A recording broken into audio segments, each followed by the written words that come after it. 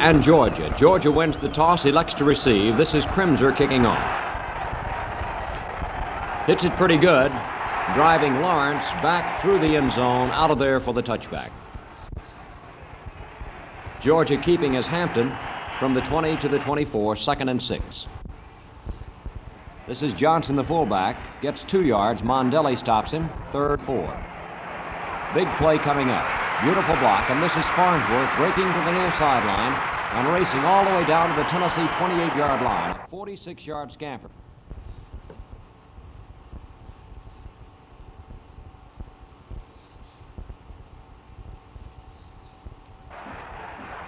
First and 10 for Georgia on the Tennessee 28. No score in the first period. Johnson with the ball, gets 3 yards, 2nd and 7. Hampton throwing this time. It is deflected by Jim McDonald, incomplete. Big rush this time by James Woody, dropping Hampton for a loss of 9. McCullough will attempt the field goal of 50 yards. The kick is off to the left and short. It is no good. Tennessee puts the ball in play, 1st and 10 at the Volunteer 20-yard line. Jones in motion. White to Pickens. Callaway and Dix make the stop, 2nd and 9. Mike Jones, the tailback, picks up 5 yards. It will be 3rd down, 3.5 to go. Pickens goes wide, gets to the 29. He had to make it to the 30, so it'll be 4th, less than a yard to go. Weaver is in to punt.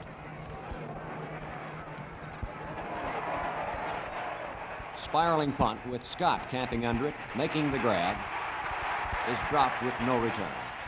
Georgia 1st and 10 at its own 28-yard line. Johnson, the fullback, makes it out to the 30, 2nd down, 8. Kemp up the middle to the 35, 3rd and 3. Farnsworth fumbles the football. It has been recovered by Tennessee. And the Volunteers take over. After an exchange of punts, the two teams find themselves in the exact identical location on the football field.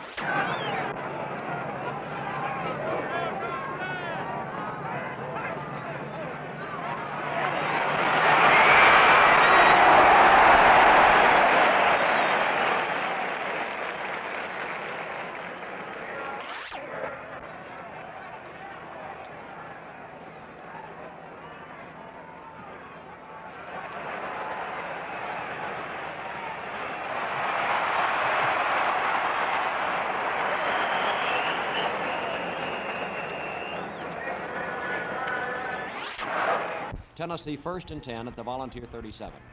White sprinting to the right. Throws downfield. It is complete to DeLong. 7-yard gain.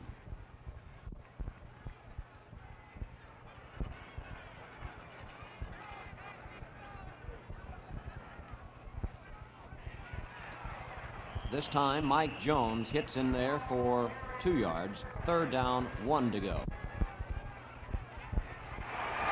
Hand off to the slanting Pickens, who goes for the 1st down to the Georgia 49. Dix and Stanfield make the tackle. Split is Chris. Pass incomplete.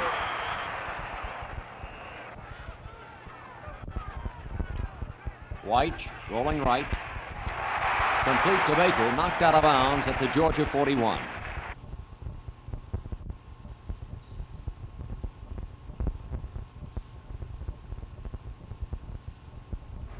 Third down, 2 to go for Tennessee.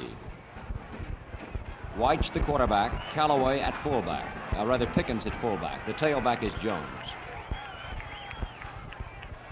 Pickens, nice through for the 1st down. Ball at the 37-yard line. Coming to the near side is Jones, caught and dropped by Callaway for a 2-yard loss. 2nd down, 3rd down and about 8. White has his pass deflected. It will be 4th down, a 3rd down and 8 to go, as White throws this time complete nicely to DeLong, who's knocked out of bounds short of the 1st down. 4th and 4. On 4th down, Carl Crimser, as you see, enters the football game and will be attempting a field goal. 52 yards in length. Holding is Mike Jones. No score in the 1st period of the game. The kick by Crimser is no good, and the score remains Tennessee nothing, Georgia nothing.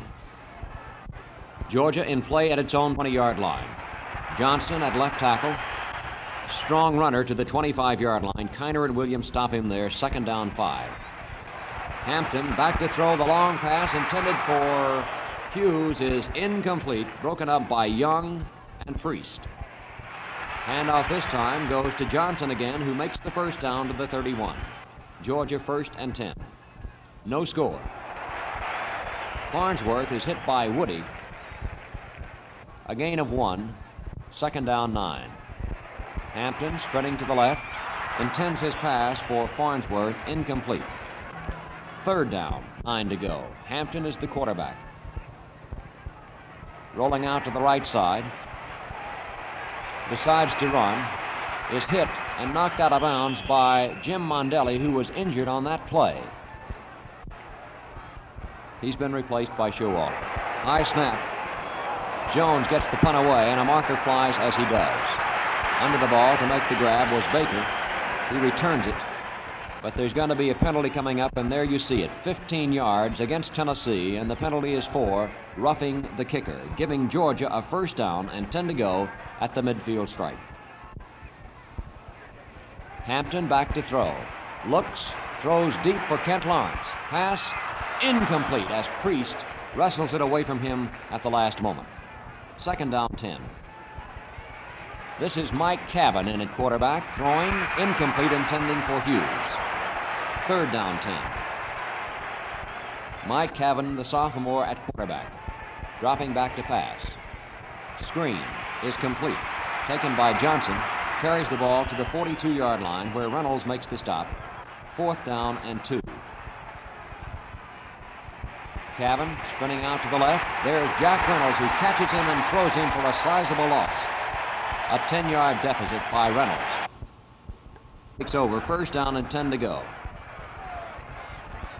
White thrown behind the line by Payne and Stanfield. 9-yard loss. 2nd and 19. No score. 2nd down and 18. Tennessee from its own 44. Bill Baker to the near side. Mike Jones in motion. A fullback delay. Richard Pickens comes back out to the 48 for a gain of 4, where it'll be 3rd and 14. Happy Dix of Chattanooga, the senior, made the play for Georgia. The other swing men in the Georgia defense are the linebackers. Happy Dix is always to the strong side, the tight end side, and then Huggins is to the open end side. Bill Baker now at the top of your screen. And Chris at the bottom.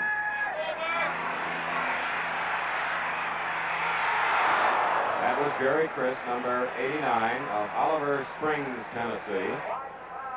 Incomplete, so it'll be a 4th down and 14. Penny Pennington covering defensively for Georgia. 50 seconds left in the first quarter, no score. Once again, a very accurate throw by Bubba White, but the ball on the clothesline was a little bit too hot to handle. 34 is Pickens. We will block for the punter. It is Herman Weaver.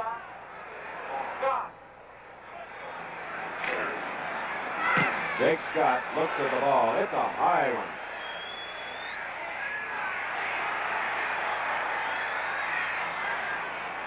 He made the try, but it was just a little late. A little late. That was Bill Baker, who tried to come up with a sensational play following a 52-yard punt. We saw there the other rules change on a punt. I mentioned earlier that the interior lineman can release with the ball this year. The safety man signaled for the fair catch, but last year, after signaling for the fair catch, he could block. This year, when he signals for the fair catch, he is out of the play. If he does block, it will be a 15-yard penalty. You see number 17, Donnie Hampton, replacing quarterback Mike Cavan from the 20, first down.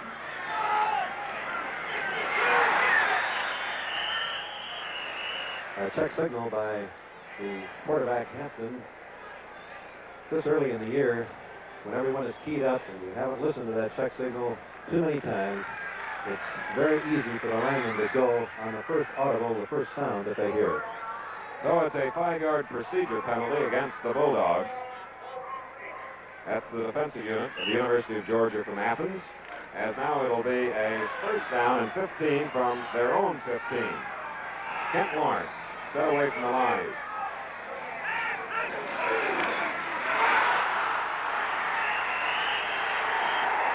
Brad Johnson drew a crowd, enough so that a fumble, the second Georgia fumble, and the second one recovered by Tennessee. Dick Williams is number 74, the captain of the defensive unit, and Tennessee now with 31 seconds remaining in the first quarter has the ball at the 16-yard line, first down. We talk always in terms of field position football, and thus far Tennessee, even though the game has been even, has had all the best of it in field position play. They've had the ball on the Georgia 36, the Georgia 46, and now, of course, on the Georgia 16, first and 10. High formation to backfield, Bubba Weiss, calling signals, number 18. Carrying that ball loosely out there with one hand. Held on to it, however. If I saw Stanfield coming in at me, Chris, I'd take that rapid turn up the field, too. And Bubba Weiss, who likes to run, gets inside the 15. Let's call it the 13, a gain of 3. Second down and 7.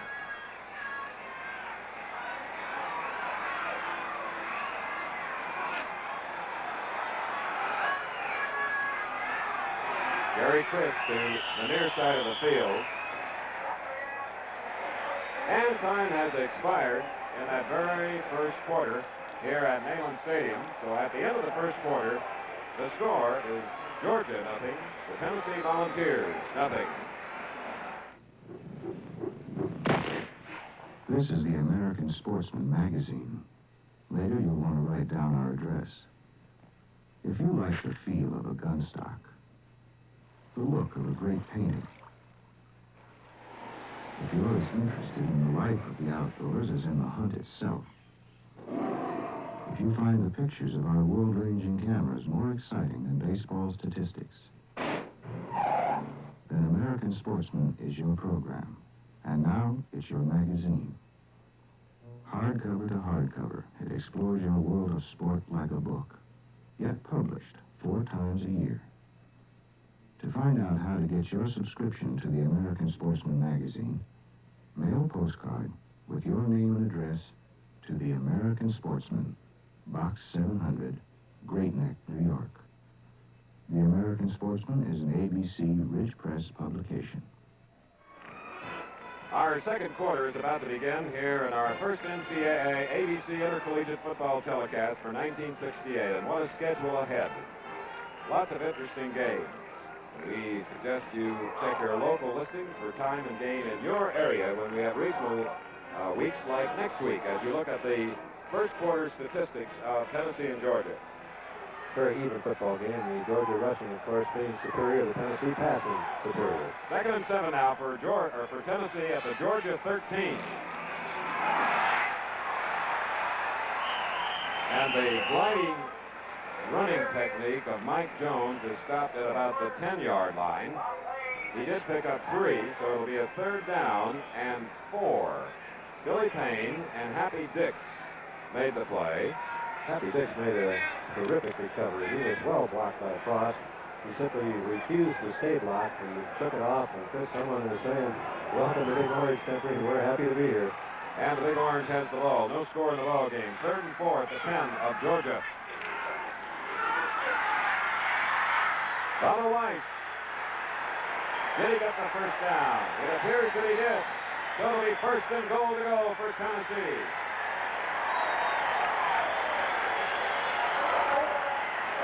And once again, we get a clock stop with a new rule. Whenever a first down is made, now the chains have been moved and the referee winds the clock. As you see, the ball is just across the 5 with time remaining in the first half. And incidentally, the pride of the Southland Band and the Dixie Redcoat Bands are here. They are tremendous at halftime. Tennessee. Loose ball. Bubba Weiss, who went to the opposite side on the ground, loses the ball. He got that honest Tennessee bounce, I believe. And, you know, he carried it, and he picked up some yardage to about the 1. A change of formation that time with first down inside the 5-yard line. As you notice, Tennessee went to the power I formation to get the blocking of all 3 backs. Weiss faked to the fullback, kept the ball himself, and did find good running room. Tommy Balcom, the left guard, recovered the Tennessee fumble. 2nd and goal, near the 1. Tennessee scores!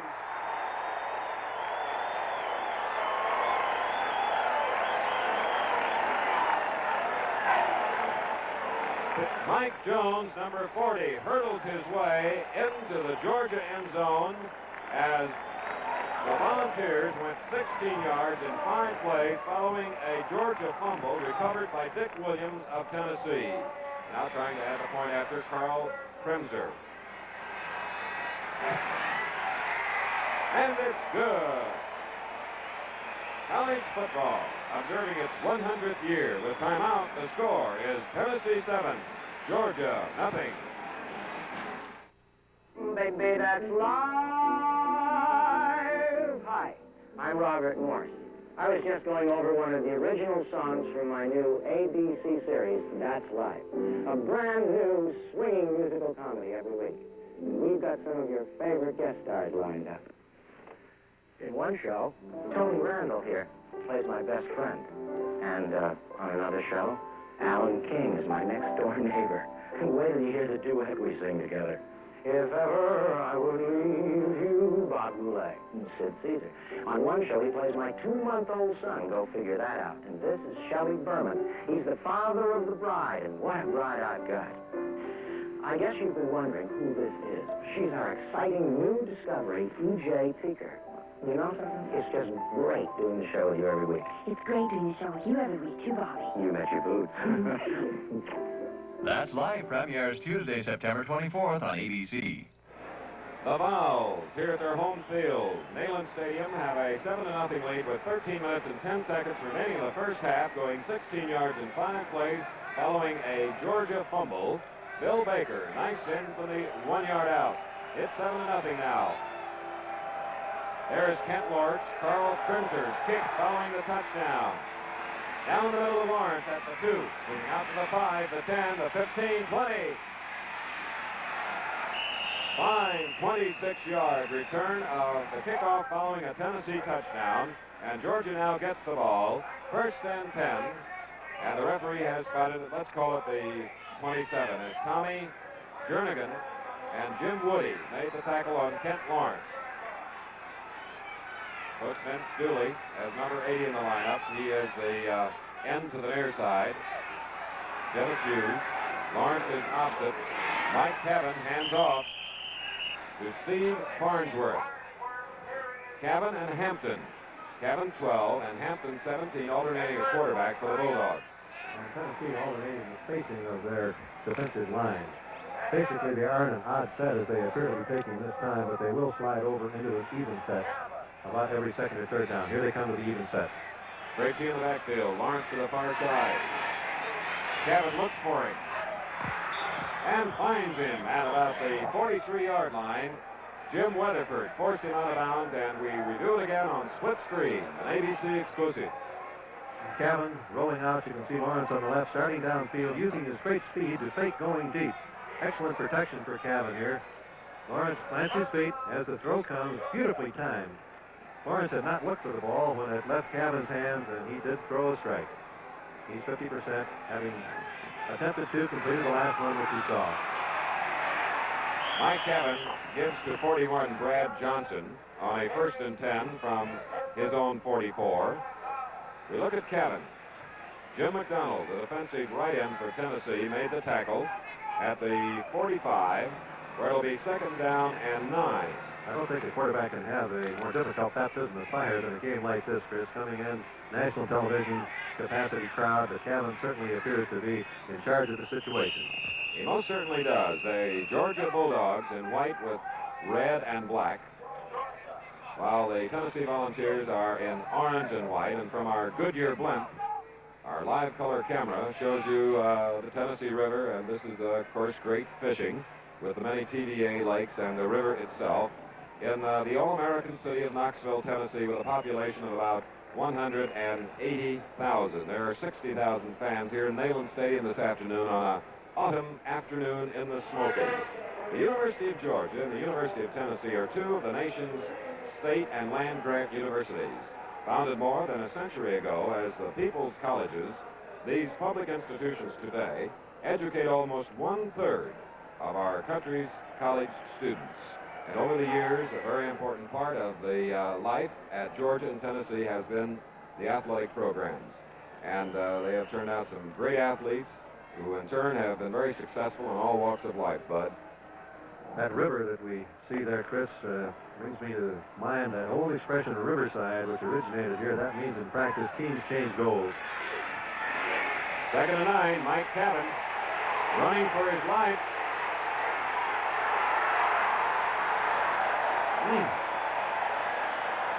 Frank Yancey, one of the players of the Tennessee defense, and Neil McMeans. And Tennessee, always noted for its tough defense, gave you an example of it there. Many people, I'm sure, would criticize Cabin for not getting rid of the ball, but believe me, the worst thing a quarterback can do is throw it unless he can see where he's throwing it. The rush was tough enough that he didn't ever get a good view downfield. It's 3rd down and 30. So Spike Jones is going to punt on 3rd down. It's a beauty. Bill Baker looks at it. He called for a fair catch at his own 31-yard line on the receiving end of a 44-yard punt. College football. What better way to spend an autumn afternoon? With timeout, the score is Tennessee 7, Georgia nothing. And now we return to our studios for this message.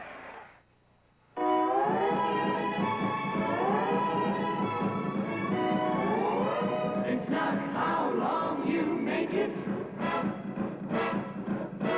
it's how you make it long. And here's how. Super king-size Winston cigarettes, made long with an extra measure of the famous good taste that has made Winston America's largest selling cigarette. Buy a pack of Winston Super Kings today. Last year, the people at Rise were engaged in a great civil war. The Lime Group believed that shaving cream should make you smell nice. The Menthol Group thought shaving cream should make you feel cool. Come, let us reason together. Out of conflict came discovery. New Rise Lime and Menthol. It lets you smell nice and feel cool together. Back again at Neyland Stadium in Knoxville, Tennessee. Tennessee has the ball again following a 3rd down punt by Georgia. 1st and 10 at their own 31. Bubba Weiss.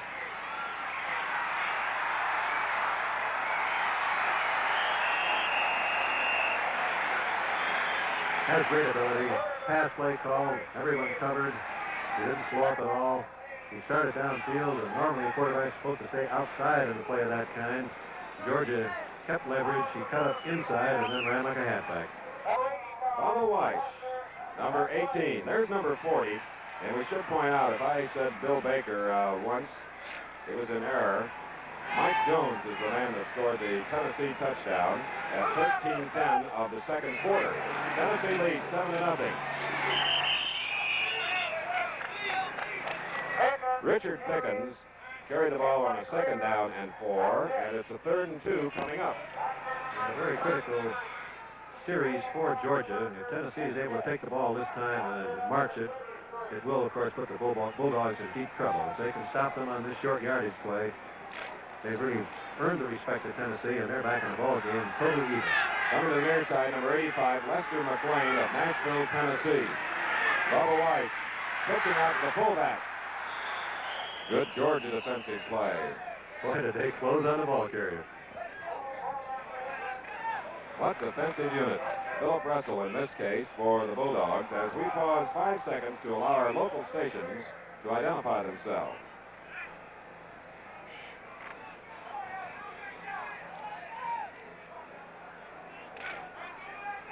All sorts of interesting people and animals here today. The blue tick hound of Tennessee, the bulldog of Georgia, pups all over the place, and here's a punt by Herman Weaver of Tennessee on 4th down and 1. Fair catch called for by Jake Scott at his own 18-yard line. So now Georgia will get the ball. We have 9:30 remaining in the first half following that 43-yard punt. Tennessee is in the lead 7-0 as a result of moving the ball 16 yards in 5 plays following a Georgia fumble. Mike Jones scoring from the 1-yard line. Now it's Mike Callan calling signal. Brad Johnson carried from his own 20 out to the 22. 2nd and 8 coming up. Jim McDonald made the defensive play for Tennessee. He's had quite an afternoon. He wears number 81 on the orange jersey. There he is. Lining up on the tight end. Gavin throwing to Lawrence. Beautifully thrown ball. Precariously near the sideline, however. Take a look at it in split screen. Lawrence starting down the field as we get a beautiful fake by Cabin, and he winds up and lets this one go. Lawrence has the halfback beat. The sun is right in his eyes. It looks like his speed will get him to the ball, but as you can see, it was about 1 foot over his outstretched fingers. Each team has had the ball on 26 plays now. 3rd and 8 for Cabin of Georgia. 57 is Steve Kiner. 74 is Captain Dick Williams on a 3rd down and 8 play. So it's a 4th down coming up in this bruiser in the South. I would expect the next time Georgia gets the ball that we will see some against the grain passing where they fake one-way, throw back across the field, or some reverse plays, because Tennessee is truly pursuing as rapidly as it's possible for a team to do. Bill Baker is back to receive the punt by Spike Jones, who's averaged 45 yards, and this is a honey. Going way back to the 20-yard line. That's Baker going back to the 15 and nailed at the 19-yard line by number 46, Steve Farnsworth of Greenville, South Carolina. A 52-yard punt by Spike Jones. I have to believe that this tartan turf makes it a little easier for people to run rapidly, because the punt coverage on both sides has been tremendous. Those linemen look like halfbacks covering punts. And apparently, despite rain or other types of weather, it remains a fast track, and it's certainly not this afternoon without a cloud in the sky overhead. As Lester McLean now comes to the near side of the field as a split end from the 19. Weiss loses the ball. He was hit by Bill Stanfield, the All-American tackle, number 77, and let's see who recovered the football.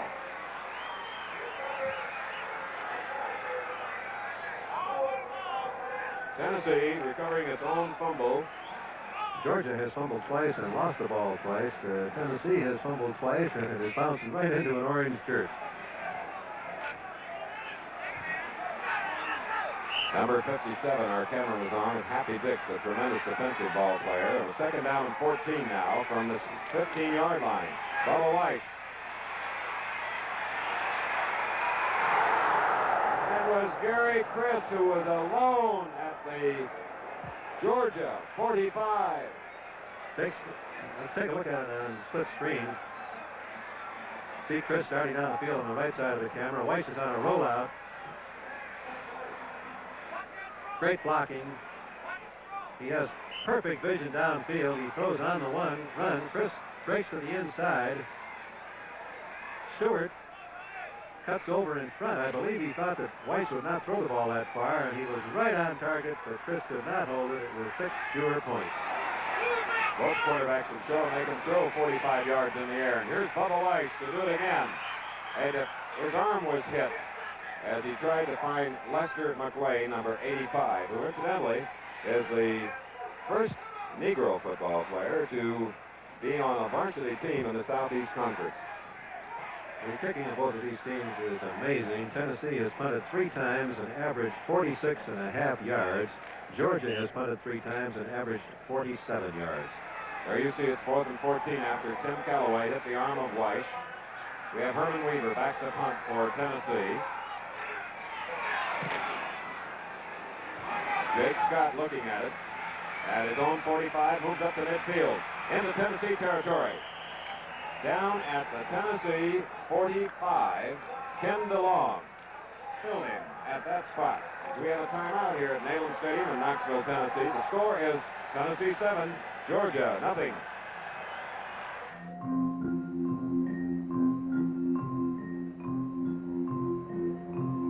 This is Jim McKay. The 1968 Olympic Games will take place this October in a brilliant new setting, Mexico City.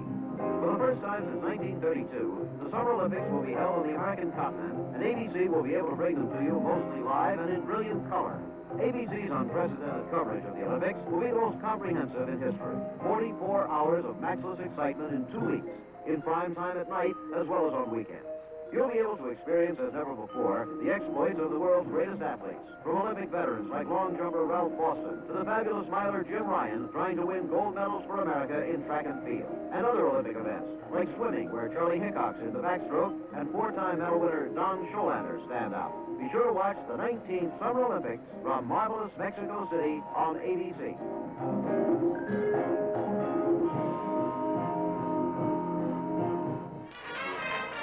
You're looking at the Bulldog offensive team. The first time in today's game have extraordinary field position at the Tennessee 45. But that's a far cry from their previous best. The best that they had previously was their own 27. They've been on their own 23 times. And when you're a ball control type team, as is Georgia, when you can get the ball across midfield and get that extra down working for you, it really helps.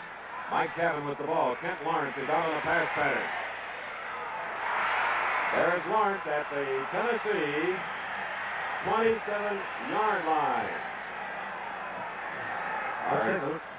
Look at it again on our exclusive split screen. Lawrence on the left. Watch him. He's been running the fly pattern. Cabin rolling out. Lawrence putting on the speed downfield, and of course that makes that halfback retreat rapidly, and when the halfback goes back too fast and Lawrence makes an excellent sideline break as he does here, he's got to be open unless someone in front blocks the ball. And once again, Cabin shows that he can throw it on the run with great accuracy. From the 28, following the 17-yard advance, it's first down. The third Georgia fumble, and Tennessee gets its third recovery. Bruce Kemp carried the ball. And in there at the bottom of the pile was number 74, Dick Williams, and that is his second fumble recovery. And believe me, that's the type of man to have as captain of your team. I don't believe that the ball quite got into Kemp's arm. One of the things a quarterback ought to do on all handoffs is to actually see the ball placed on the hip. If you can't quite get it in there, you should, of course, bring it back. However, you never know for sure just exactly what causes the fumble. McLean is the split into the near side. DeLong is opposite. and the Georgia Desire.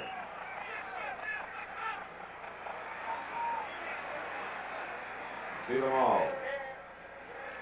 82 in white, Lee Daniel, and they were bear hugging Lanny Pierce, the sophomore back.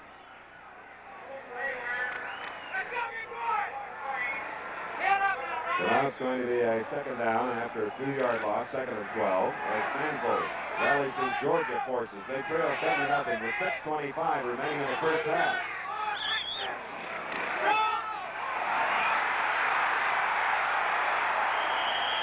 The fullback, Pickens, Richard Pickens, comes out to the 35-yard line. Running the halfback in motion, the Georgia linebackers had to move over as when the draw play broke past the guards, Pickens momentarily was in daylight. You'll recall it was a 2nd and 12 play, so they gained 11 yards. It's 3rd down and 1.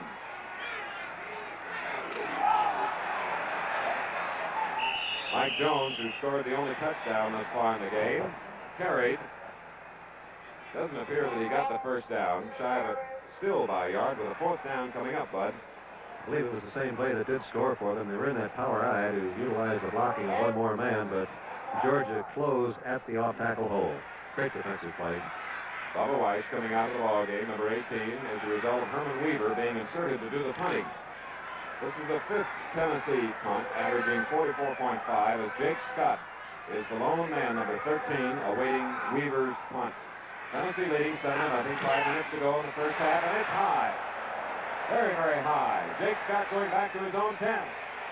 Hemmed in. Mike Jones, number 40, was in on the play, along with Ken DeLong, number 82, and that punt measures 54 yards. But this is the finest big average punting that we've seen, this being our 3rd year doing the college football game of the week together. Both of these men have great legs, and the snaps from center haven't been particularly good either. They've been a little bit of shortstop before they've kicked the ball. And speaking of more, did you know that more people will watch more sports on ABC in 1968 than on any other network? It's true. Number 13, 1st down, and Steve Farnsworth got the call from quarterback Mike Cavan, coming out to the 15-yard line. Well, there is one of the Tennessee peaches. And I'm sure that Vince Cooley will tell his team between halves what a fumble does to you. Instead of having the ball down on the 16-yard line, you get it the next time on your own 13. The 10th time that Georgia's had the ball with 3 fumbles lost. Brad Johnson.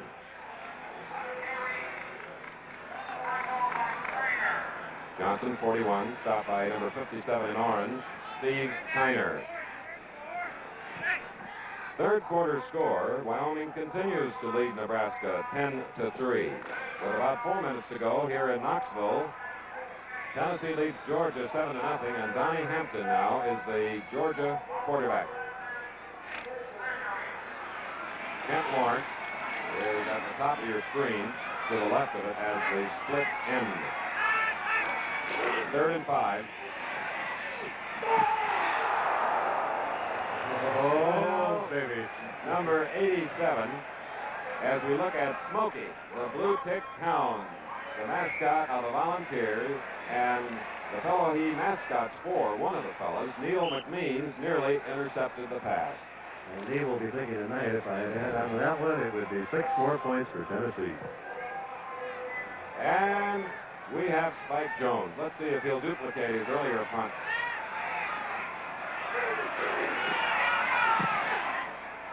It's sailing. Bill Baker looking at it at the 34. Miraculously good coverage. Really great coverage following, get this, a 48-yard punt. Kent Lawrence helped to make the tackle on Baker. So Tennessee, with 3:29 left in the first half and a 7-0 lead, has an opportunity to add a little more. And don't forget at halftime, The Tennessee band, the Pride of the Southland, and the Georgia band, the Dixie Redcoat band, will entertain, and it's certainly worth watching. From the 38, first down. Oh! Jake Scott, defensively for Georgia, pulled a ball out of the thin air intended for Bill Baker, who was all alone. Jake Scott. Going into the season, people were calling this boy the All-American safety man. He looked like it on that play. Let's take a look at it.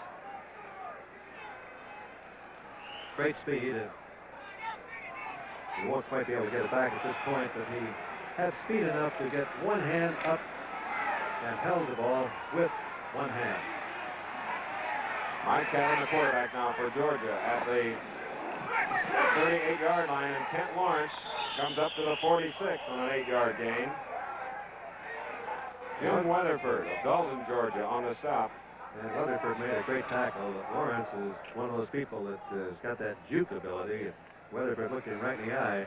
His eyes must have been focused, Chris, as they ought to be, right on the numerals, and don't watch the head and shoulders because they move too fast. Mike Callan is 4 for 7 and 45 yards for Georgia passing. 2nd and 2.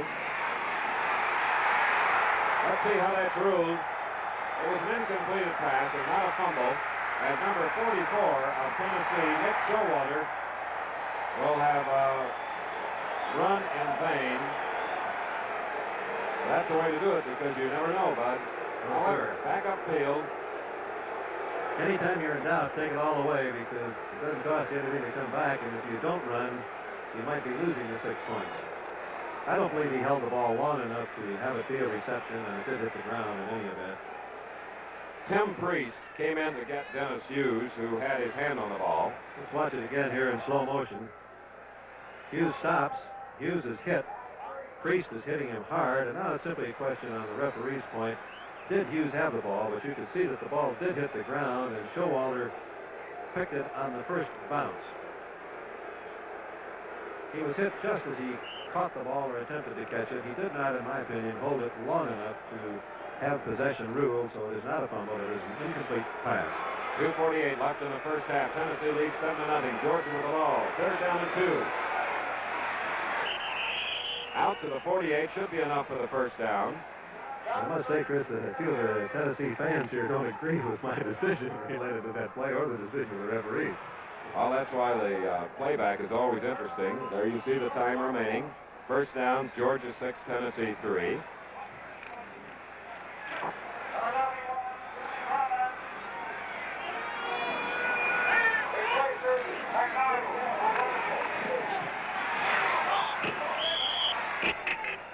The pass, Kevin to Whittemore, incomplete, so it'll be 2nd and 10, with 2:20 remaining in the first half. The only score, if you just joined us, came at 13:10 of the second quarter. Following a Georgia fumble, Tennessee went 16 yards in 5 plays with Mike Jones scoring. And from the Goodyear blimp, sky-high view of Neyland Stadium. And if you have color, the green of the tartan turf. Meeting the test here in Tennessee today.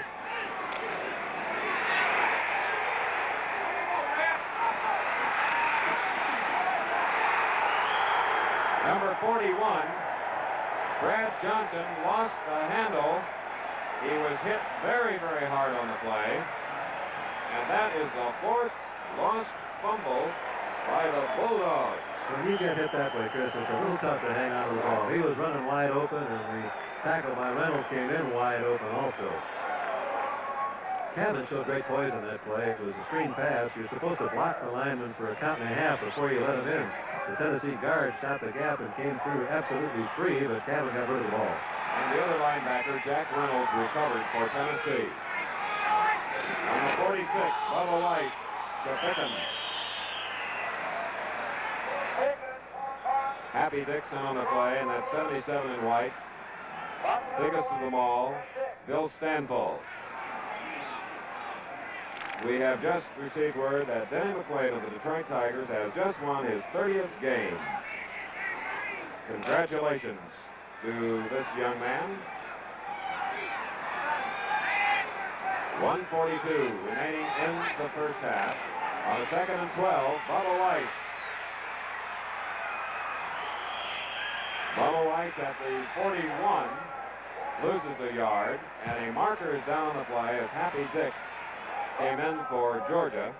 Weiss, number 18, in the orange jersey. One of those difficult things again. The ball had been whistled dead, but the Georgia man coming across did not stop his momentum. Let's take a look at it. In replay, you'll be able to get the action. Weiss, in the split screen, decides to run with the ball here. He turns up the field. He's hit. He almost breaks the tackle, and that's what makes it tough. And he goes to the ground, and this is where we get the penalty. Weiss is obviously down, but we had number 43 coming in to put his shoulder in and get the penalty. So a down is replayed as Ken DeLong is hit by Bubba Weiss. The time running out here in the first half. Tennessee leading 7-0. And Jake Scott makes the tackle. Here they go rapidly now. Chip Kell is centering the ball for Tennessee. Jumping off early was Steve Greer, number 60 of Georgia.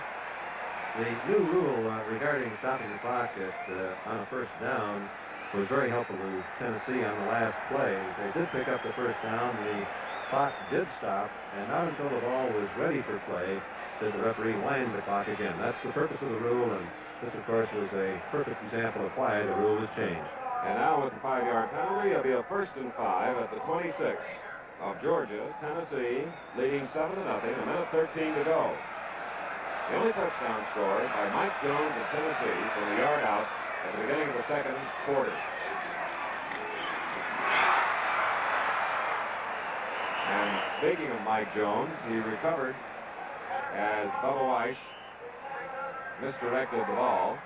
So there's a loss back to the 38-yard line, a loss of 12. It'll be 2nd and 17.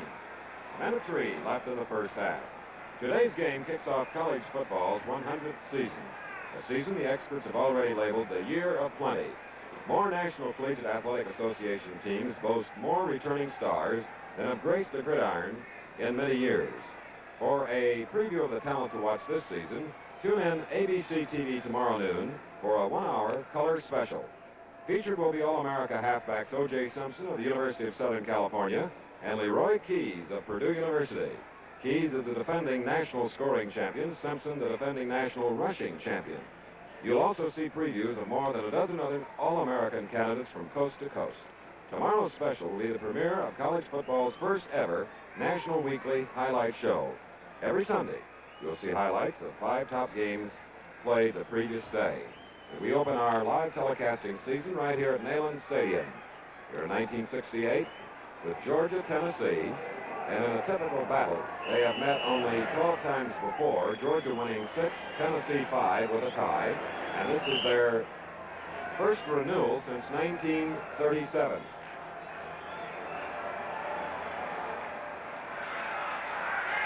Gary Chris to the far side on a 2nd down and 17 for Tennessee. Bubba Weiss. And that tough Georgia defense. And on the play, led by Steve Greer. And those 2 losses, of course, are moving it back out of field goal range. 3rd down and 22.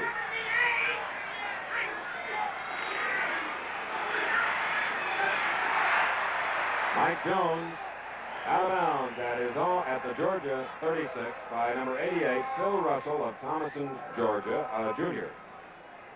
Mike made a fine play there. He could have tried to turn down the field, but had he done so, he would not have gotten the ball out of bounds. He was fighting for that sideline like a fullback usually fights for yardage. Tennessee thus far has had 25 rushes for only 24 yards, which is a tribute to the tough Georgia rushing defense. 4th down, and here comes another Herculean effort. 43 yards plus 10 yards of the end zone, 53 yards by Carl Crimser. Oh, just hit the crossbar. Crimser tried one from 53 earlier in the ball game, and then one from 52, and the second 53-yard effort, but unfortunately caught the crossbar. It was dead center. you always wonder, if you're a Tennessee fan, why it couldn't have hit on the lower half of the ball and bounced over. Let's take a look at it in slow motion. Here comes Crimser. Great protection. You can see the flight of the ball. Watch it now as it comes down right between the goalposts. It hits that bar. It could have bounced over, but instead it bounced back into the field. So the Bulldogs, with about 24 seconds remaining in the first half and trailing 7-0, are being led by Mike Kevin, the sophomore quarterback, number 12, who held onto the ball and was stopped at the 19. Two great bands coming up, and Bill Fleming will tell you all about it, and Bill will be chatting with Richmond Flowers and also Mike Kevin's father. Second down 11 for Georgia, and time has expired.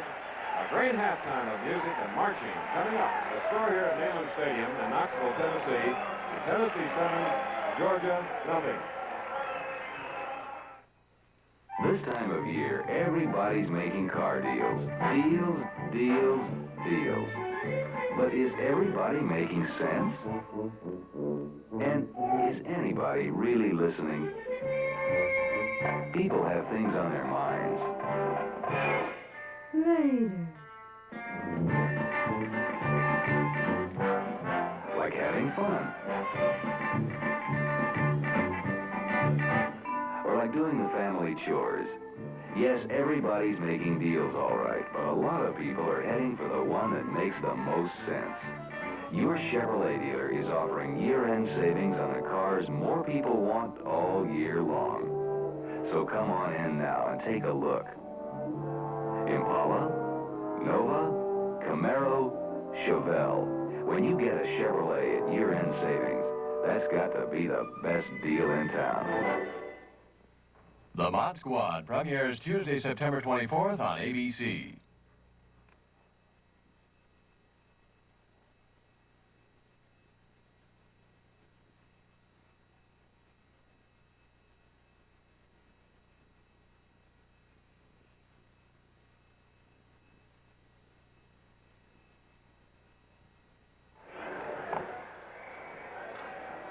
Boy, what a football game this has been. Whew.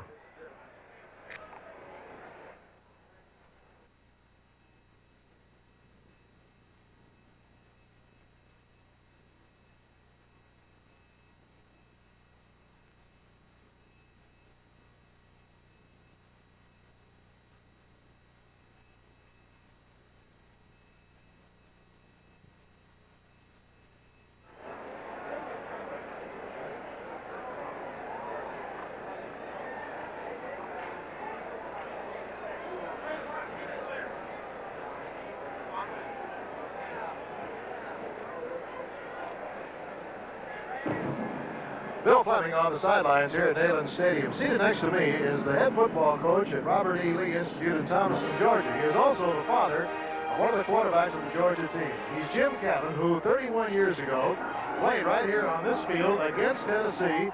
And although it wasn't a particularly gratifying result, Jim, for the Bulldogs, it must have been quite an honor for you. Well, it was, Bill, and I'm tickled to see Mike out there, and I can tell you it was a real rough game. They treated us real rough up here last time. You know, from the standpoint of a coach, I think perhaps you could analyze this first half very easily for us. Well, I think basically, Bill, it was about like we were talking about a while ago. Georgia acts like to me we're a little young, and we have made a few mistakes, but I don't believe I've seen any better hitting. I don't think I've seen any better finesse on both teams than I've seen here today. But the tackling, I think, on both teams has been terrific. Jim, I know that it gives you a great thrill to watch your son play football for the Georgia Bulldogs. Congratulations to you, and certainly the best of luck to you and Robert E. Lee Institute. Well, thank you, Bill. I appreciate that, and I hope Mike does real well, and I'm sure Georgia has a great team. Right. Now let's turn our attention to the great Dixie Redcoat Band of the University of Georgia on the field right now.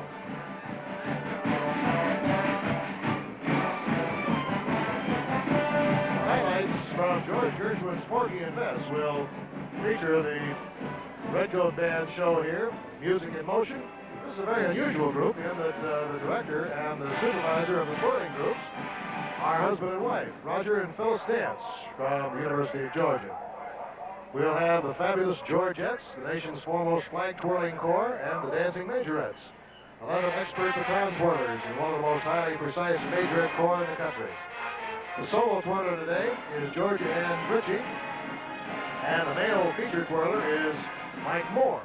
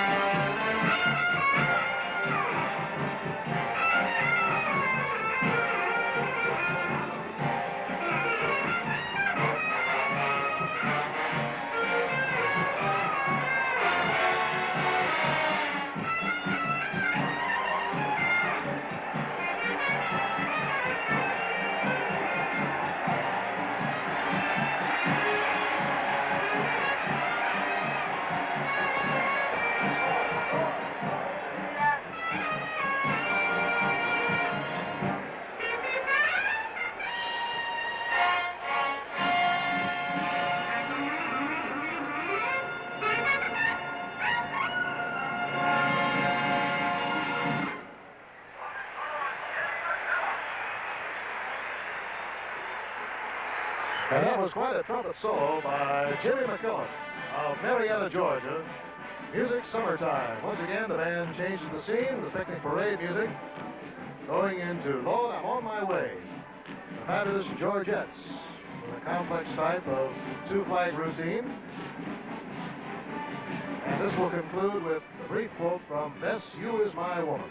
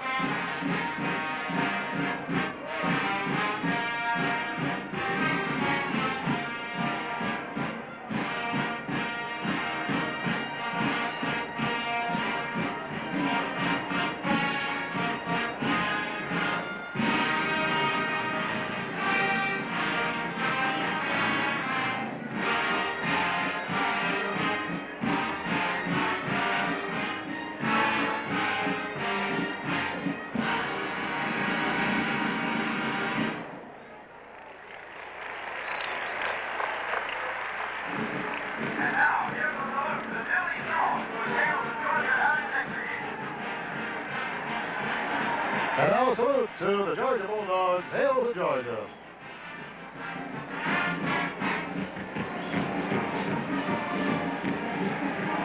The halftime show by the Dixie Redcoat Band from the University of Georgia.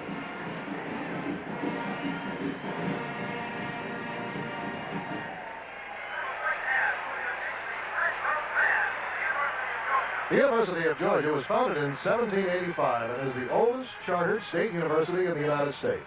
Located in Athens, the school enrollment presently exceeds 16,000 students representing all 50 states and 47 foreign countries. The first building on campus was a log hut costing less than $200 to build. And from that humble start blossomed the bustling complex that is the home of the Bulldogs. The University of Georgia's rate of growth has increased substantially in recent years. Physical plant evaluation has grown in the last 18 years from $15 million to well over $100 million. Heading this dynamic campus administration is Dr. Fred Davison, who at 39 is one of the youngest men ever to serve as president of the university. And now on the field, the pride of the Southland, the University of Tennessee Band, directed by W.J. Julian.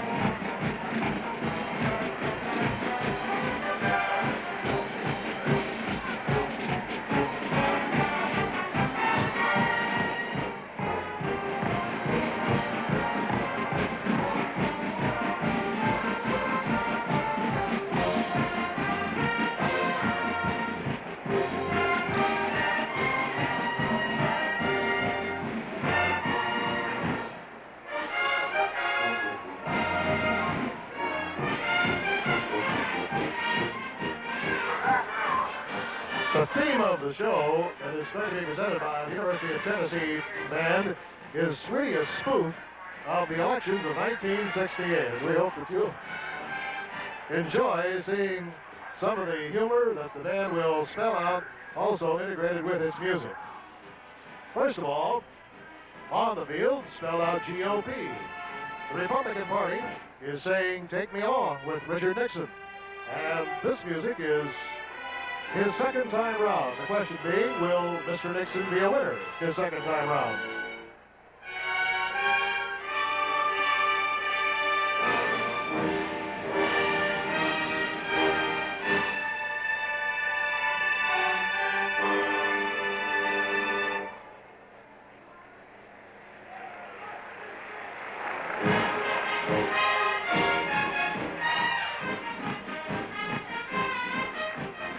Now you see a big 10-gallon hat, the band moving into HHH underneath the cowboy hat. The Democratic Party urging the voters to let a winner lead the way.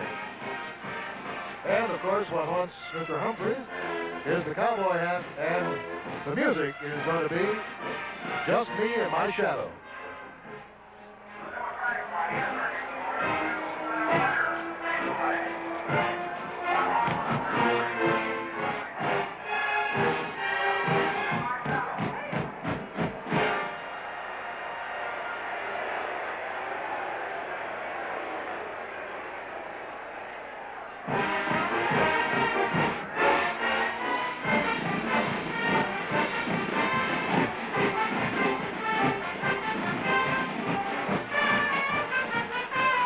And now will form the Confederate flag, playing Alabama Jubilee and Alabama Bound, the American Independent Party candidate, George Wallace. With his Confederate flag, they be singing Alabama Jubilee and Alabama Bound.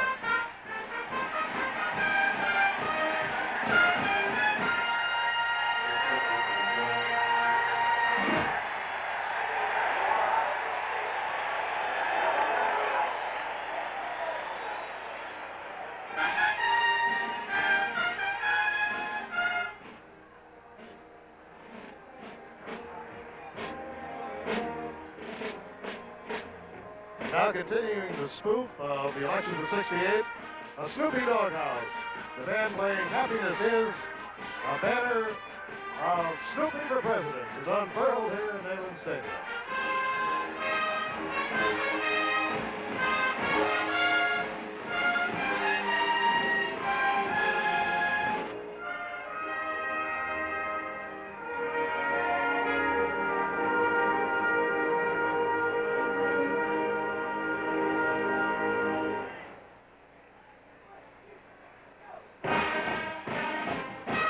And now in a truly serious vein, the band will form an outline of the United States Capitol, spelling out V-O-T-E. The music, This Is My Country, urging every citizen to exercise their privilege to vote.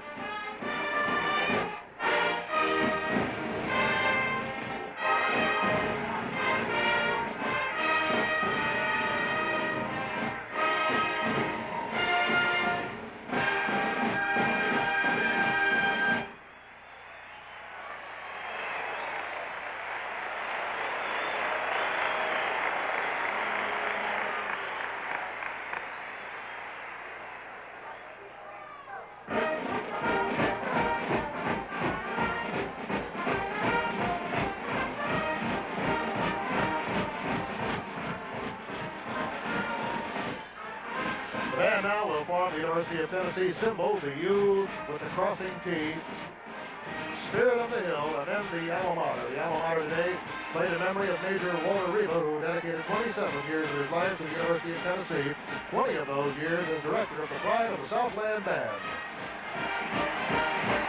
There's the UT, followed by the Tennessee alma mater.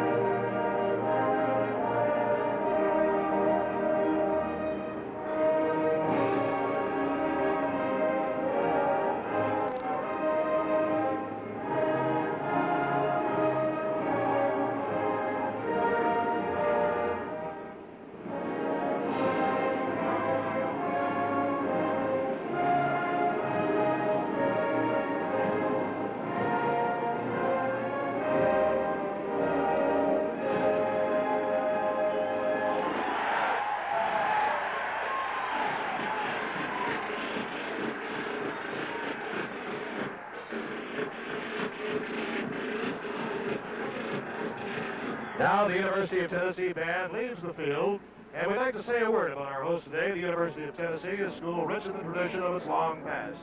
Despite its early origin, this campus too is in the midst of a bold expansion program. More than a dozen new buildings have been constructed on the Knoxville campus in the last 3 years, and still more are planned. The youthful appearance of the campus, viewed in the perspective of the institution's approaching 175th anniversary, makes the University of Tennessee a striking combination of the old and the new. More than 22,000 students are studying in over 300 degree programs here. Studies range the spectrum of academic endeavor. Warm, friendly, hospitable, in the Southern tradition, it's always a pleasure for us to visit the home of the Tennessee Volunteers. NCAA college football is being brought to you by Chevrolet. Chevrolet introduces 1969 with 35 new car models, including the Super Sports in your Chevrolet dealer sports department. By Prestone Antifreeze, exclusive magnetic film. Prestone Antifreeze, the brand that stands up to the acid test. By INA, Insurance Company of North America, where imagination makes insurance more helpful to you. And by the new Gillette Super Stainless Steel Blade, the spoiler. Halftime and the music are over. Coming up, another 30 minutes of football, and the score here in Knoxville, Tennessee. Tennessee 7 and Georgia nothing.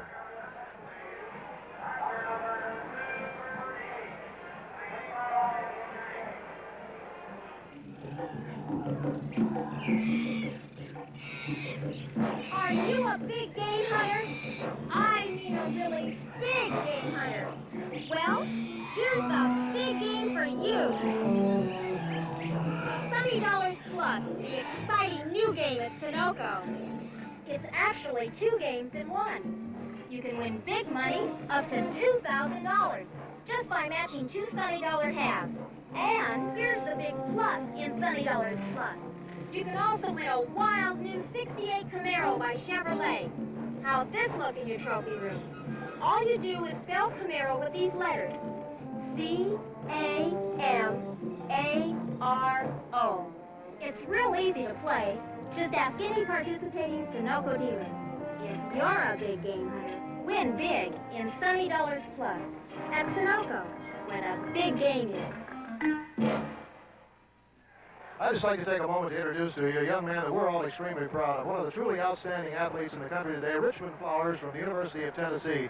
Richmond has suffered a bit of a disappointment. He tried out for the Olympic team in the 110-meter hurdles, just missed out. And Richmond, I know that it was a tremendous experience for you, despite the fact you did not make our team.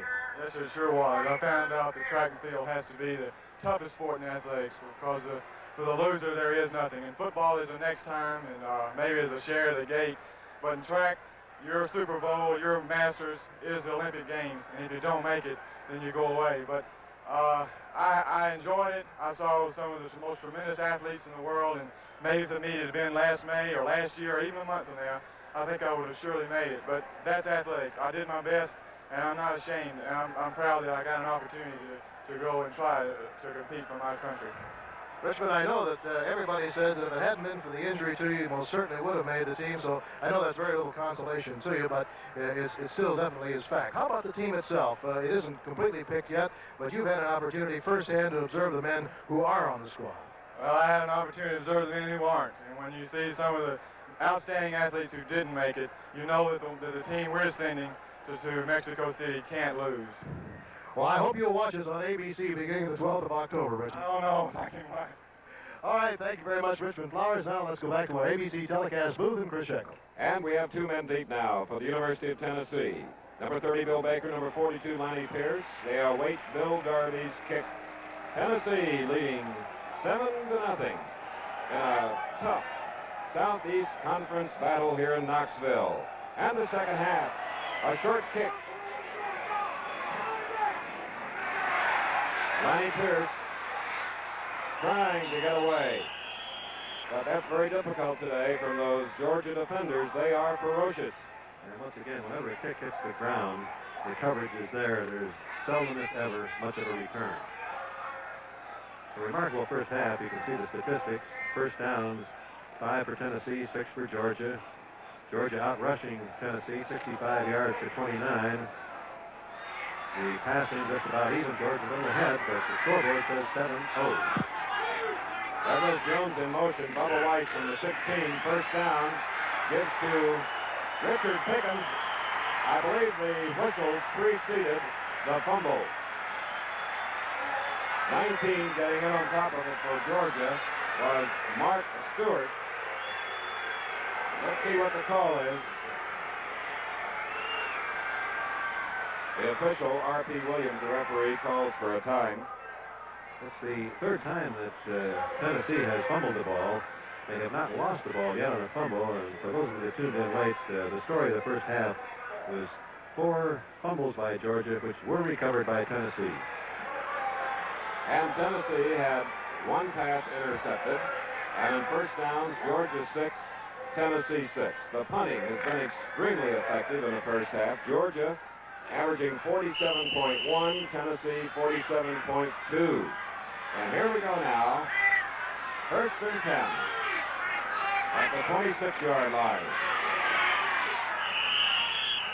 That was Richard Pickens, the fullback. Ronnie Huggins is number 43 in white. 60 is Steve Greer.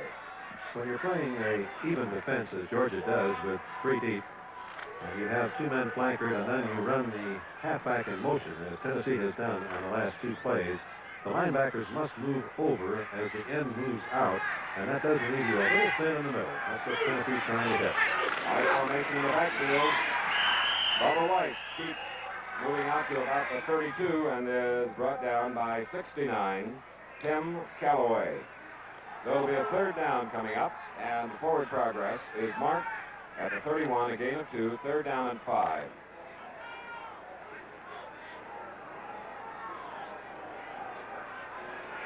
In the backfield for Tennessee, Bill Baker, number 20, going to the far side. The quarterback is 18, Bubba Weiss, 34, Pickens, the fullback. And going in motion is Lenny Pierce.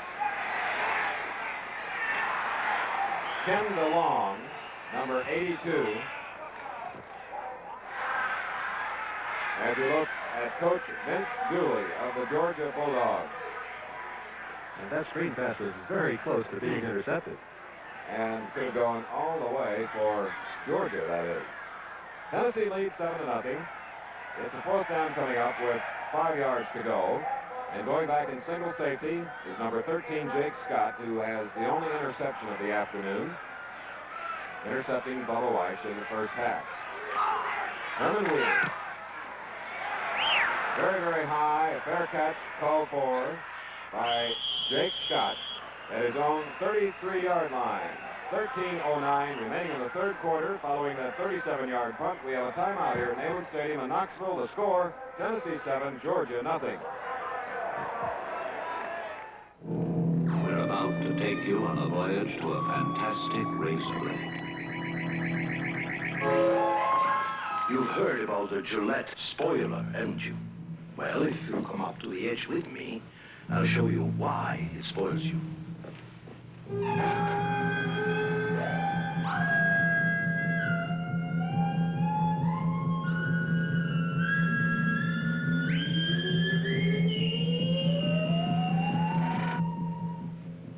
Baked onto the edge here is a miracle plastic coating that reduces the pull to a fraction. Every time you shave, you wear off a little of the coating.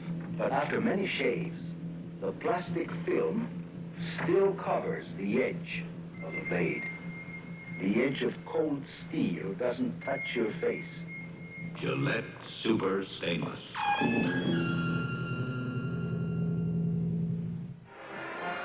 Back again at Neyland Stadium, we see a final score. North Carolina State defeating Wake Forest 10-6. 13:09 left in the third quarter. Georgia now has the ball for the first time here in the second half. They trail 7-0. They have the ball at their own 33-yard line. Donnie Hampton calling signals. Brad Johnson hitting that Tennessee forward wall at the 35-yard line. The defense led by Jim McDonald, number 81, and Captain Dick Williams, number 74. A gain of 2 to the 35. It is second down and 8, and the final score, Nebraska coming from behind to down Wyoming 13-10. And on November 23rd, it'll be Nebraska going against Oklahoma on ABC. And Steve Farnsworth carrying on the play, number 46, and Jim McDonald, number 81 of Tennessee, made the stop after a 2-yard gain at the 37. It'll be third down and 6 as we look at UGA number 2, that English Bulldog, the mascot of Georgia.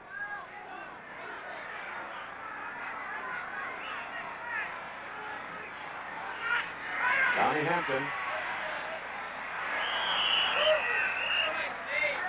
Double coverage on Brad Johnson, the intended receiver. So it'll be a fourth down and 6 for Georgia. And they made it a little tough for Dennis Hughes to get off the line of scrimmage. To give you an idea of just how effective the punting was in the first half, we said they averaged better than 47 yards, both Herman Weaver and Spike Jones. Jones is out on the field now. Last year's NCAA leader, Andrew Shishin of UCLA, averaged 44.2. And Spike Jones gets one off, bouncing inbounds, and down by one of his teammates at about the 14-yard line. A 50-yard punt by Spike Jones. And it was high above the tartan turf, the synthetic playing surface here at Knoxville. I'm very impressed with the footing. I think you can notice that no one has slipped. There is no turf tearing out that causes anyone to make a bad break. And the coverage of the punts has been exceptional. The kicking itself has also been exceptional, as you pointed out. On the 13 now, Bubba Weiss sends Gary Chris to the near side as a split end. Randy Pierce in motion. And Pickens carries the ball. 43, Ronnie Huggins of Georgia on the tackle. Against the halfback motion, Happy Dix did not go all the way to the outside that time. He anticipated that the ball would be coming inside on the off-tackle hole. He was sitting right there waiting for it. But an awesome shot, live and in color, from the Goodyear blimp, the Mayflower. High above the stadium, now down on the field itself, 2nd and 6 for Tennessee from the 17. Mike Jones, who scored the only touchdown in the game at 13 minutes and 10 seconds of the second period after Tennessee went 16 yards in 5 plays following a Georgia fumble. Jones was tackled by Ronnie Huggins. So it'll be a 3rd down with the ball spotted at the 20, 3rd and 3. Lanny Pierce has replaced Jones at tailback for Tennessee. 89, Chris to the near side.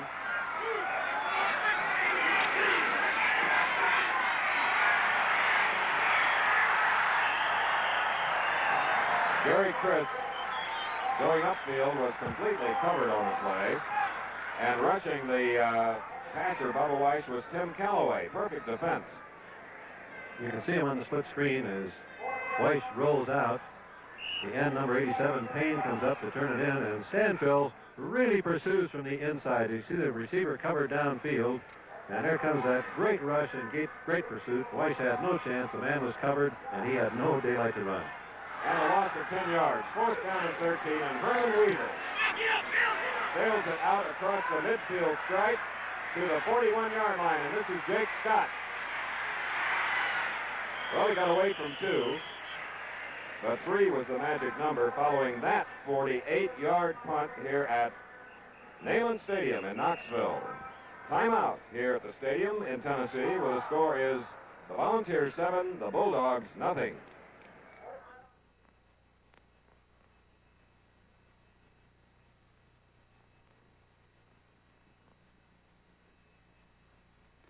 It's only a letter to a close business associate who has become permanently disabled. You're going to tell him this is the last check the company can send him. Go ahead and dictate it.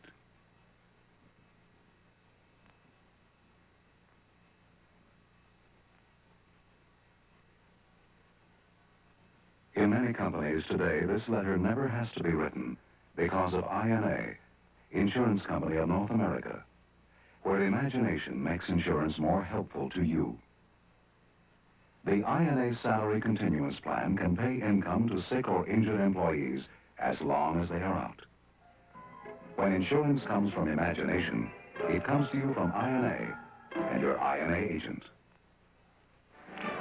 That's the Georgia band in the background trying to aid their football team out of the field, trailing 7-0 as we have 10 minutes and 30 seconds remaining in the 3rd quarter, 7-0, Tennessee.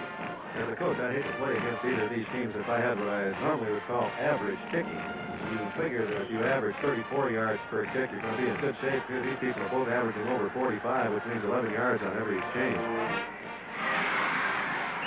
And the quarterback, Mike Cavan, handing off to Brad Johnson, the senior fullback, from the 44-yard line. The advance is to the 47, a gain of 3. It'll be 2nd down and 7. Number 80 is Dennis Hughes, as you see, coming split off from the line to the near side. Kent Lawrence opposite couldn't get a hold of the ball. So it'll be a 3rd down and 7 here at Neyland Stadium. Neil McMeans, the defensive left end, and the defensive left halfback, Jim Weatherford, covered defensively. 24, Kent Lawrence, who incidentally, Bud, had as his idol as a youngster, a boy you coach, Tommy McDonald. Can't find a better one. That's right. Mike Cavanaugh, 3rd down and 7. A strike to Charlie Whittemore, sophomore end. Split screen view once again. Beautiful timing on that pass. Whittemore running the inside cut. You can see Cavan dropping back. There's Whittemore starting down the field.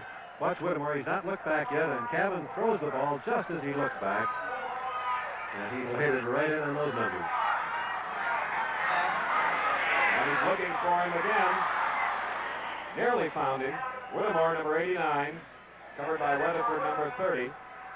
So now it'll be a second down and 10 at the 39-yard line of Tennessee. Georgia with the ball. An excellent call into the narrow field against the monster defense. So if we run that way, the end has got to come across. You're almost assured of single coverage, but the field just wasn't quite wide enough.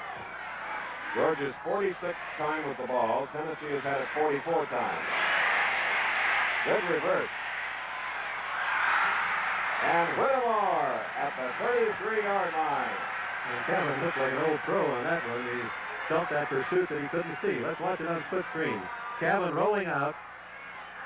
He feels that he's being rushed. He reverses, sees daylight.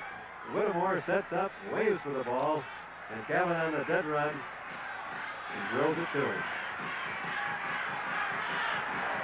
7 of 14 and 71 yards for number 12, Kevin. Third down and 4. Brad Johnson barreling, hoping to make enough yardage and to avoid the fourth down. It is a first down for the Bulldogs.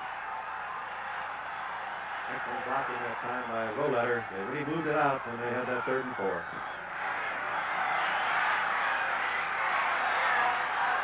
Dennis Hughes split to the near side. Whittemore is opposite. There's Kevin looking for Whittemore.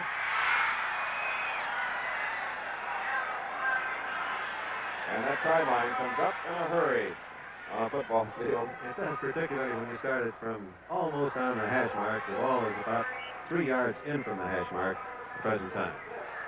46 is Steve Farnsworth. 80 is Hughes. And I don't know who she is, but she's one of 60,000 watching this opener for the Southeast Conference powerhouses. Tennessee, the defending champion. Georgia Bulldogs 4-2 in the conference a year ago. Mike Kevin, 2nd and 10. Not to be faked out, Neil McNees of Gate City, Virginia, a senior, business administration defensive end. As you pointed out, Chris, a great play. Kevin made a fine fake of throwing the ball in the hopes that McMean would go up with his arms in an attempt to block it. Had he done so, I believe Kevin could have ducked under that type of reaction. But McMean knew that he had the play, and he simply kept in front of him and made the tackle. About the longest Georgia's had the ball in a drive. On a 3rd and 13 now.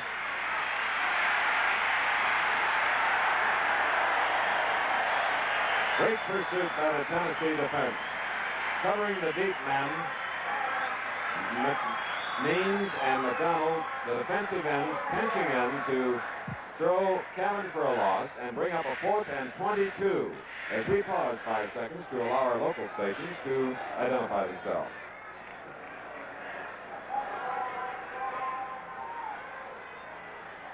And now Spike Jones, near the midfield stripe, will punt.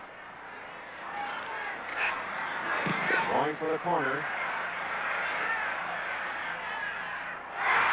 It was touched by a Tennessee player. Let's see who recovered that ball. And on the play was Tim Priest, number 26, who recovered the ball. And Al Marker is down near the line of scrimmage.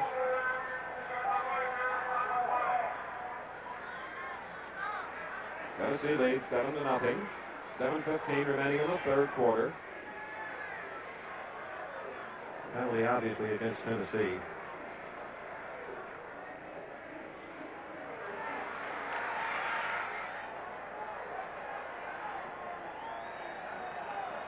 And this could be the first really big break for Georgia. Right. The ball spotted at 23. And there is the signal, a personal foul. That 15 yards makes the difference between the field goal and the punt.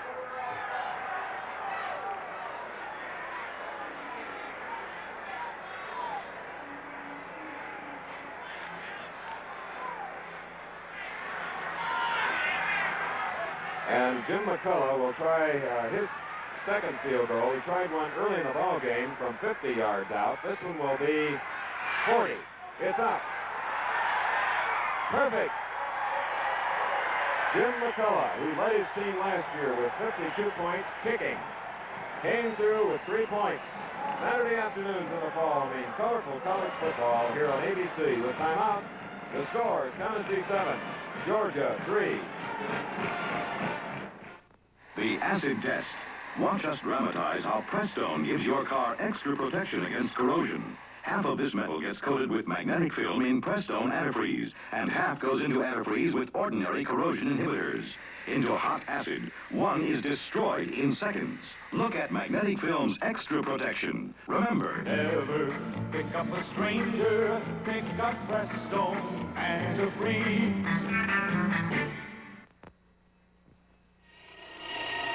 We're sawing a battery in half. Sawing a battery in half, not recommended. But we're going to prove that Eveready batteries have power to spare. There's Eveready Power, and that means power to spare. So when you need light most, get the most dependable flashlight batteries you can buy. Eveready batteries with power to spare. Products of Union Carbide.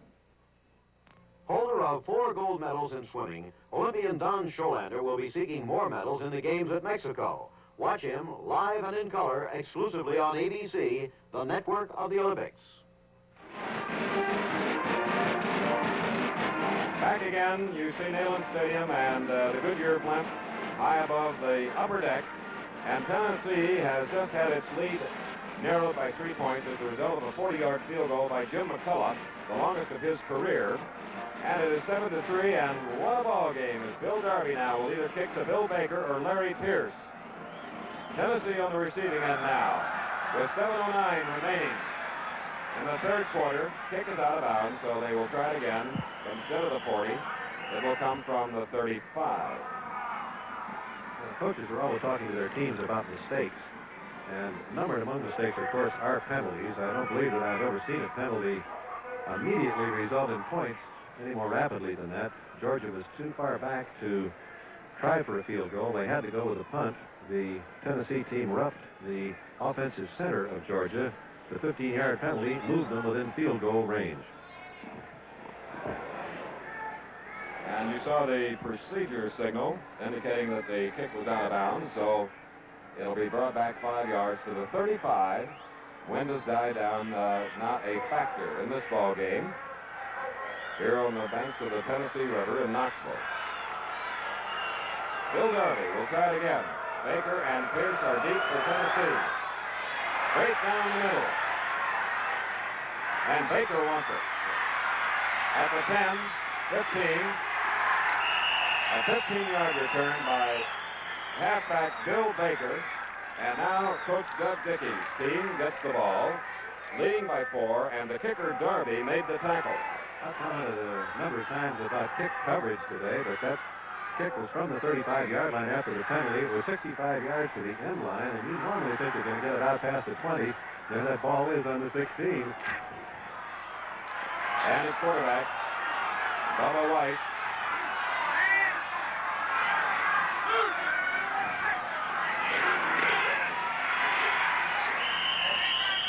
And the workhorse, the fullback, Richard Pickens, carried the ball. And 88 getting up is Philip Russell of Georgia. 60 was Greer. And there is Pickens, number 34, from Knoxville, 5'10", 209 pounds. 82 is Ken DeLong, 6'2", 214, the tight end. And when Greer looks at the movies tomorrow, it'll be, why did I get trapped on that play? Second down and 6 from the 20 for Tennessee. Sophomore Lenny Pierce of Stone Mountain, Georgia, carried. And there's Coach Dooley talking to Mike Cabin, the Georgia quarterback. For those of you who tuned in late, Cabin is a sophomore. This is his baptism of fire in a major college football game. Of course, he couldn't get it with more chips on the line. Third down and 4 now. Bubba Weiss, 5 of 12, 41 yards. Gary Chris to the far side. That's Stanfield trying to get in. And a marker goes down near the midfield stripe. Perhaps excessive coverage on Ken DeLong by Mark Stewart. We'll take a look at it in slow motion. He makes a very good move to get to the outside. DeLong is breaking down the field. Now he turns to look back. And now both men turn to play the ball, and Stewart simply was moving for the ball. And while we had an interference penalty called by an official who was not in position to see it properly, the referee came in who did see it properly, and the penalty is against Tennessee on the play. Right. And that forces Tennessee back to its own 11-yard line with a 4th down and 15. So Herman Weaver will punt, and Jake Scott is number 13 in the Georgia uniform. And again, the Bulldogs will get field position if everything goes in a normal way. A fair catch called for by Jake at the 45 of Tennessee. So the last time they had the ball, it was at the 44. And there's Vince Dooley. So Georgia takes over.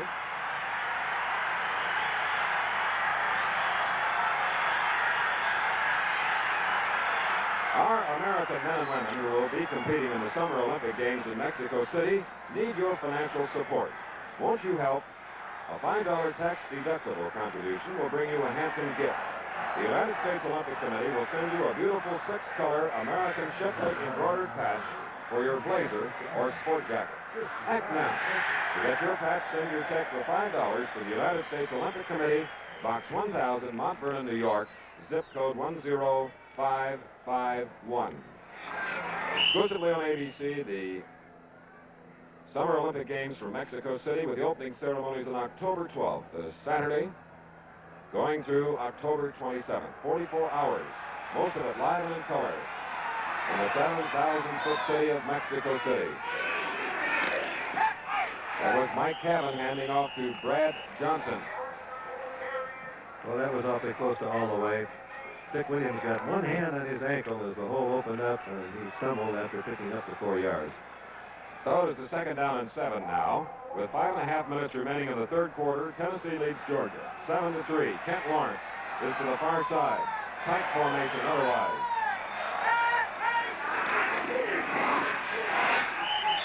Good spinning run by senior fullback Brad Johnson, getting blocks from Tommy Lyons and Pat Rodriguez. That's old Sherry Stewart, who is the cheerleader mascot. 7 years old, her 3rd year with the Georgia cheerleaders. Her mother is on the faculty of the School of Journalism at the University of Georgia in Athens. She's getting a little better height all the time on the jump. Brad Johnson again on a 3rd down play, which will bring up 4th down now, it appears. Johnson has carried the ball 16 times for 53 yards. And there you see the yardage needed for a 1st down. It's between the 40 and the 35 of Tennessee. Last play, Tennessee took the total gamble that there would be no forward pass, and they closed, and they were right. Well, Mike Cavan decides that he perhaps should call timeout. The reason he called timeout, Tennessee had moved into a 7-1 goal line defense. He wants to be sure that everyone knows their blocking assignment against that defensive pattern. Next Saturday afternoon, we'll feature a series of outstanding regional telecasts. Syracuse, Michigan State, TCU, Georgia Tech, Clemson, Wake Forest, and San Jose, Stanford. As the 1968 NCAA college football season gets into full swing here on ABC, we suggest you check your local listings for time of the game in your area. Other games to come up: regionally, Purdue at Notre Dame 2 weeks from today. Also Florida at Florida State, Holy Cross at Harvard, Colorado at California. A national game October 5th, Washington at Oregon State. What a schedule this year, NCAA and ABC. And what a big down coming up. 4th down at about 2 yards. Mike Cavan sets his T formation backfield, straight T formation. And that Tennessee defense, which in the past 4 years under Coach Dickey has yielded an average of only 10 points per game, has held on downs as Farnsworth tried to get it for the Bulldogs. The Southeastern Conference, in its 36th year, is honored to help kick off the 1968 NCAA television series. At all 10 SEC universities, the athletic programs are vital and functional within the total educational process. A telegram signed by Carl Coleman commissioner of the Southeast Conference. Bubba Weiss has his pass knocked down by Lee Daniels, 6'2", and wearing number 82 on his white jersey. And he got knocked down also. Yes.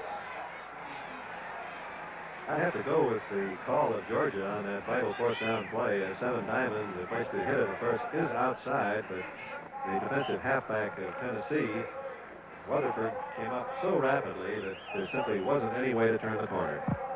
Tennessee now with the ball. Gary Chris to this side. It's Bill Baker. And it's a split end, man in motion, fullback delay, Richard Pickens, and 57 in for Georgia, Happy Dix. The defensive pattern of Georgia, their ability to react after the ball is snapped, is so good that on that particular play, Chris, I can hear them holler, draw, way here in the press box. All types of headgear, most of it orange on the part of the Tennessee fans, as Bill Baker is a flanker back to the near side. In motion is Lanny Pierce. Bubba Weiss wants to throw. Marker is down as Ken DeLong gets the pass near the midfield stripe. Chris, that was one of the most remarkable plays I've seen. Ken DeLong was trying to cross the field, and Happy Dix, playing great defense, simply wouldn't let him get across the field. He bounced off Dick's block, turned, and caught the pass. But yardage now is being stepped off against Tennessee. Illegal shift on the part of the Tennessee team, and that means that the down will be replayed and the ball will come back to the 34-yard line, where it'll be third down and 13. But the largest crowd ever to see a sporting event in Tennessee, 60,603 fans. Very good.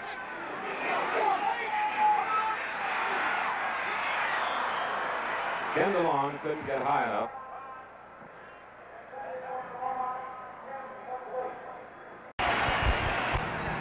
In 10 for DeLong. So Weaver is in to punt, and he gets away a beautiful punt, 57 yards. Under the ball, waiting for it is Scott at the 10.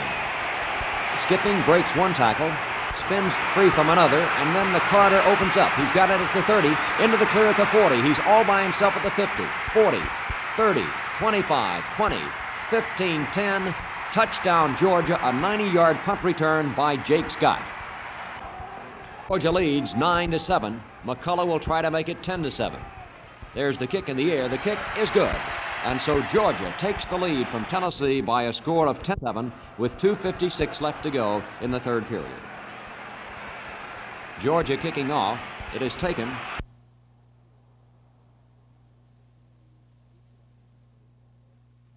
for Tennessee. Draw to Pickens. Breaks a tackle. Spins free. Up the middle he comes. Pickens running with that football. Stays on his feet and works his way all the way down to the Georgia 42. First and 10 on a 30-yard scamper by Richard Pickens.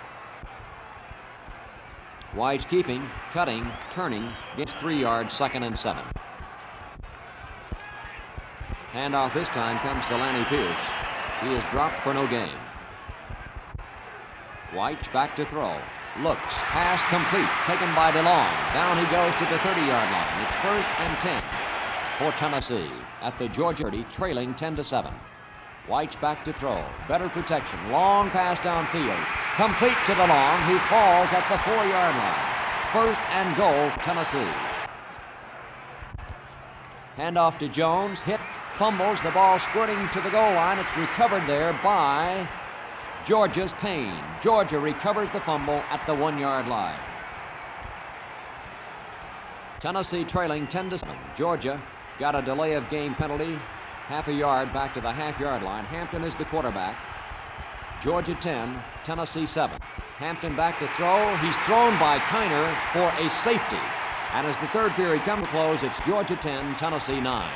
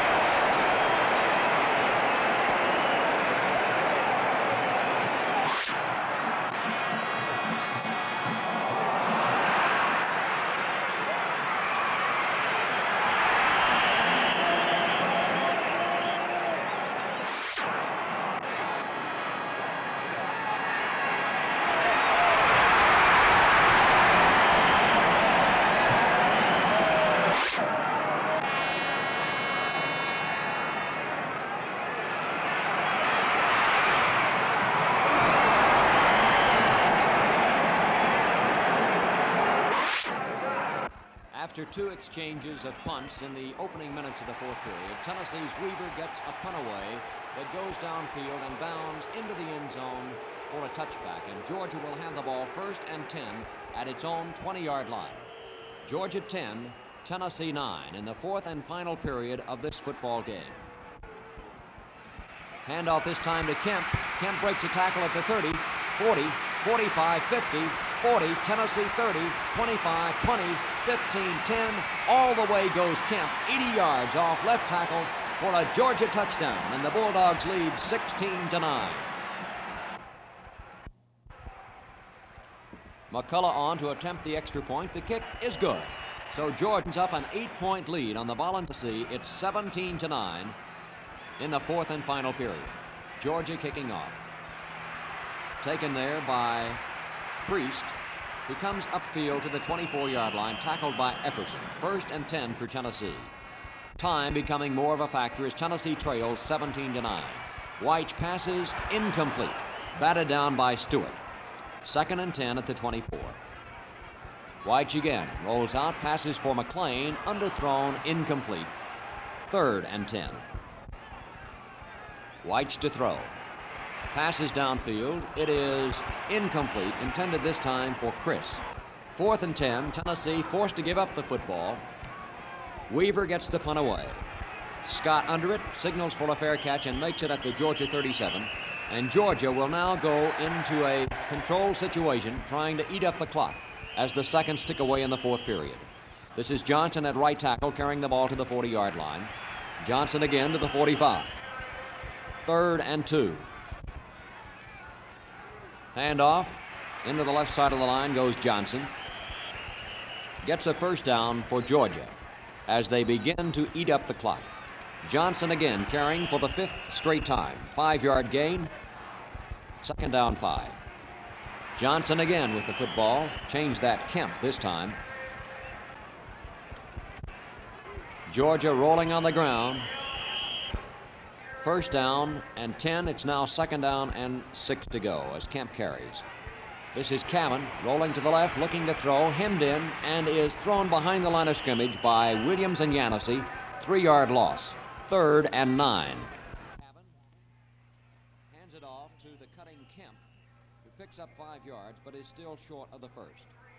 So Jones is in to punt for Georgia.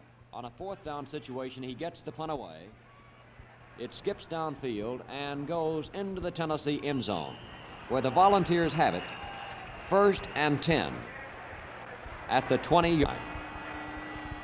Final 3 minutes of the game. White rolling out to the left. Flare pass caught nicely by Jones. Steps out of bounds at the 31-yard line. 1st and 10 for Tennessee. Georgia 17-9. White to throw. Pass incomplete, intended for DeLong. Defending Scott. Georgia leads by 8 points. Tennessee with the last opportunity a long way away. Pass goes to Pickens. Pickens breaks a tackle, carries the ball to the 38-yard line, and 3rd down 3. White tries to go for the first, cannot get free, no gain. It's 4th and 3, and Tennessee, of course, in this situation, elects to go for the 1st down. We're in the final 2 minutes of the football game.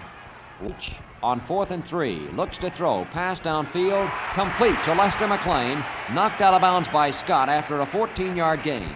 Tennessee 1st and 10 at the Georgia 48. White's to throw again. Pass incomplete, intended for Chris. Pennington defends. 2nd and 10. White's to throw. Pass deflected by Stanfield charging. It is incomplete. 3rd and 10.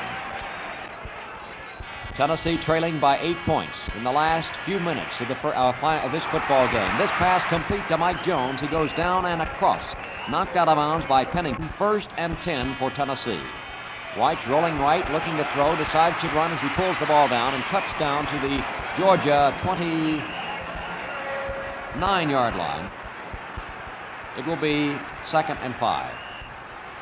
Georgia 17, Tennessee 9. The 1st down and goal to go for Tennessee at the 9-yard line. White's throwing into the end zone, incomplete, intended for Chris. Final minute of the game. White's throwing this time, intended. It is complete to Chris at the 3-yard line. Georgia on the play, however, was guilty of offsides, and so here's the 5-yard penalty. Actually, Tennessee loses a yard, but they pick up a down. So it will be 2nd down, still goal to go for Tennessee. The Volunteers have the ball trailing 17-9. We're in the final 30 seconds of the football game. White rolling to throw. Pressure applied. He is thrown by Stanfield. Stanfield comes crashing through to make a big tackle. So, game. White's back to throw. Again he's rushed. Again he's thrown. Back upfield at the 20-yard line, where it will be 4th down, 21 yards to go. 5 seconds to go in the football game. Here comes Bubba White over to talk to Coach Doug Dickey under the new rules that allow the quarterback to consult with the coach. Tennessee trailing 17-9 in the final seconds of an exciting football. Final play of the contest. 17-9 in favor of Georgia. White's to throw across the middle. Complete to Chris. Touchdown.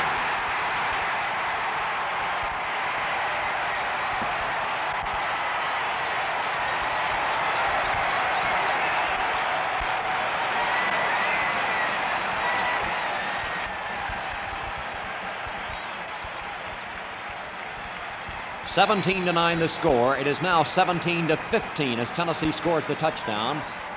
There is no time left in the game. No time left on the scoreboard.